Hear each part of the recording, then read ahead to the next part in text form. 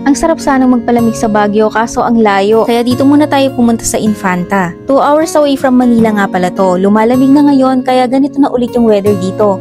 At alam nyo ba na kapag tag-ulan ay mas malamig pa yung weather dito at mas mafag pa, hindi lang ganyan yung makikita nyo. Malayo ka na sa traffic at malayo ka pa sa usok ng mga sasakyan. Madalas pala kami kumain dito sa Esperanza. Masarap pala magkape dito kasi malamig ang panahon. Favorite namin tong sizzling chicken nila at itong crispy pata.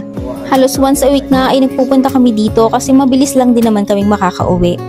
Gustong gusto ko talaga tong malamig na weather, ang ganda ng vibe. Nakakatanggal talaga ng mga negative energy ang nature. Dito talaga masarap maglakad-lakad at mag-jogging kapag kaganyan yung paligid. May tinatayo rin pala sila ditong hotel kaya pwede ka nang magstay sa susunod. Kung ayaw mo ng maraming tao ay mas maganda magpunta dito sa lugar na to kapag weekdays dahil kapag weekend ay maraming riders na umaakyat dito. Kung mahilig ka naman mag-camping ay huwag kang mag-alala dahil marami na rin ditong katabing campsite. Ang laki rin pala ng dining area nila, ang daming pwedeng i-accommodate at tumatanggap din sila dito ng mga event. Kaya kung gusto mo ng malamig na weather at mabilisang gala at food trip, try mong pumasyal dito sa Infanta. Happy safe trip everyone! Bye!